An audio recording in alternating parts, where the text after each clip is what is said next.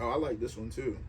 So the next question is, do you make a list of non-negotiables like women do? I didn't know women did that. That's something new to me. I'll take this one. So we don't, or at least me, I don't have it like typed up in my notes because I do know that women do that. Really? Like women will have I'm not. notes I must not of be in like, touch. yeah, I've seen that before. Where if you check, especially if they got iPhone, they'll have like notes Word. or drafts saved in the email with like thoughts. It'll be like, I had a dream last night about, or something random. Word. But I don't have it typed up. But yes, I do. There are things that are non-negotiable. Are they like major, like big things? I can't date an atheist. Word. Yeah, if a woman doesn't believe in, at the very least, a god, yeah, it's not gonna work out before us. So can you date like for us? Like the chicks that are into the crystals who don't believe in God necessarily, but they believe in like there's a spiritual being. Because you can do it two ways. Mm-hmm. You have some that believe, just in energy, not in one particular being, and then you have the chicks that believe in, there's a higher being, but it's not necessarily God. Yeah, no, I get that. I'm going to say like Gaia or whatever. Yeah, Mother Gaia. Yeah. I'm gonna say.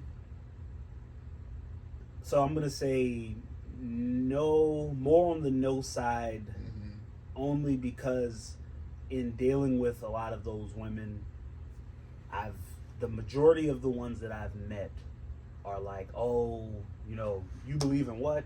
Oh, that's a white man's religion, and they get real like judgmental and like you need to change this and So for my peace and to avoid arguing, I'm because I know the women that do the crystals, and I've met a few, and I know a few, but I just don't get the logic behind it. Yeah, like I understand, and that's your thing. Yeah, I'm not judging, but like if we were to really sit down and have a deep conversation, yeah. So it's crazy because my non-negotiables don't go that deep. Yeah. Because I mean, I get what you're saying. I can't date a chick that's like, yeah, you're believing a white man's religion, but she doesn't necessarily have to believe in God. Just know, if I'm doing my thing as a Christian, even though I'm not the best, if I'm doing my thing, my prayers and my daily affirmations or whatever, don't try to bring me down, So I get what you're saying. My two main non-negotiables, and you can probably agree with this too, gotta like to laugh. Gotta have a good sense of humor. Yeah. Because we are some most clowns. You gotta be able to take a joke. Because we can't be cracking on each other or my homeboy's cracking on you and you can't take a joke. That's why every girl I've ever dated, I always bring her around y'all. Some dudes be trying to hide their... Nah, you gotta go around my niggas because these niggas will fire you up. And I don't want your feelings. I need to know if your feelings are gonna get hurt. Do you have thick skin? Yeah, like, and then, I'm a nerd. It's nerds and ninjas, bro. Yeah. You don't have to necessarily like anime and comic books and all that kind of stuff. Except that I like it. Exactly. Don't be like, oh, you one of them Naruto running in the hall ass niggas. I'm not. But if you catch me with a Goku shirt on, exactly. Don't try to come for me. Or like, if you ask to come over, and I say yes, because we're that type of nigga. Mm-hmm. Where if you ask me, do you want me to come over? I'm gonna say yes. I'm not gonna say if you want to. I'm gonna say yes. So if you come over, and I'm watching anime, don't come over and ruin my vibe. Because you're asking to come over. So clearly, if I'm saying yes, I do want you in my company. Mm-hmm. But yeah. Like, you may see some comic books in that bitch. Enjoy you may have to move some manga to the side. Yeah. But I would say, even though those first that first one was deep. I would say, like, I'm gonna piggyback off of you. You gotta get along with my circle Word. and my immediate family. Word. I ain't talking about aunts, uncles, cousins, and stuff like that, but like my siblings, my parents, because he'll tell you, and I can say the same about his parents. Our parents are cool.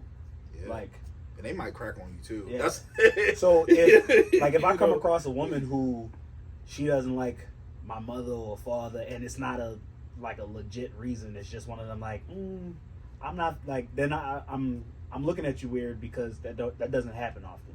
Not to say that they're perfect, but like, we have families that the majority, like I would say, all of our friends get along with our family. So can I tell you a quick story to piggyback off that? I have to tell both of you guys, all of you guys, a quick story. So, did I ever tell you about the time my dad hurt this girl's feelings? So, if it was anything like when he hurt my homeboy feelings when he came over here. So my dad is from Cherry Hill, Baltimore. If none of y'all know, some of y'all might know. So the cherry top. So I had a girl over here. I was in high school, and I had a girl over the house, and she was a pleasantly plump young lady. So you know, parents aren't home, did the thing or whatever. So she's leaving. I'm walking into the bus stop. My dad ends up getting off early from work and seeing us walking. So he pulls over. He's like, "Hey, what's up, Quinn? What's up, Cheeseburger?" Yo, you can ask my dad to this day. Matter of fact, you can ask John. Was that his first interaction with him? Yes. He called it cheese? He called her Cheeseburger, bro. Hey, yo. We're still cool to this day.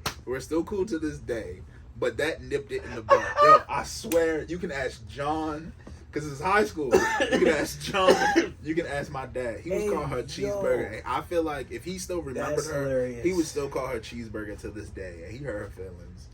And she told me about it. And that's better than him calling her McDouble. Yo, but Cheeseburger. Yo. Hey, yo, that is hilarious. And then he told my mom when she came home from work. So my dad calls me in the room, and my mom was like, "You was with some girl named Cheeseburger?" And I was like, "Nah, that's just what Dad called her," and she heard him. Hurt her feelings. Yeah, hurt her feelings. Hurt her feelings. And I would, to this day, I would never tell her that story. So if she sees this, I hope you don't know I'm talking about you. I hope you don't remember that. She probably does. Hey, it is what it is. C'est la vie. Feel me? So the next question is, if you described your life in chapters, what current chapter are you in? What current chapter? So I'm gonna go a little nerdy. I'm in the south side. Word. No, Powering up. Yeah. To Zenzu being. I would say, because I still have a lot that I want to do, and I still have a lot planned. I got so many things that, so many ideas that I want to do. So I would say I'm at the start of Act 2. Yeah. So if you want to say, like, how many chapters these books usually have? Like 20 something? Yeah. I don't know. That would be like, I haven't read like a legit chapter book in a while. I would say like chapter 8, chapter 9. Yeah. Yeah, I feel like that's solid enough. Yeah. Even though I'm 34, but I think, long chapters. Yeah. A couple time skips. Life right now is reading like a Stephen King book. Like, if you ever read it, it is a really long book. It is. And that's what life is right now. That joint is thick. Anytime a book, when you adapt it into a movie, the movie is long enough to be 2 VHS tapes. Oh, I forgot about that. Or a miniseries. I forgot about that. Yeah. And then the new one was 2 movies. I forgot about that. Word up. That joint is long. Yeah, and they was long movies. There was 2 long movies too. Yep. I feel like my chapter right now is chapter grind, man. Like, I'm taking this more seriously. Mm-hmm. I'm practicing my craft, trying to get stuff done behind the camera, trying to get stuff done in front of the camera. It's time to grind, Yeah. And that's really it. That's the chapter of, like, that's the, what I'm trying Not to say. you, then who? Yeah. You're the author of your own book, bro. It's just grind, as cliche as it sounds. Yeah, I'm trying to get to that point where one thing I always admired about my father is he always had something that he wanted to do. Yeah. But one thing that I've learned from him is that, not to say he wasn't a doer, but it's a lot of talk. Yeah. And due to a lot of, unfortunate circumstances, he wasn't always able to do. Mm-hmm. So now, for me, that's one thing I'm trying to avoid, is being that person. Yeah. I don't want somebody to be like, well, yeah, Aunt always says he gonna do this, but because that's how I felt about not moving. But at the same time, you can't control. You can only control but so much. Yeah. Some things are out of your control, and you can't, dwell on those things. So, this chapter in my life is Act 2. No matter how long it takes me to prepare for Act 3, I'm going to do it, and I'm going to ride until the wheels fall off. Word. I can dig it.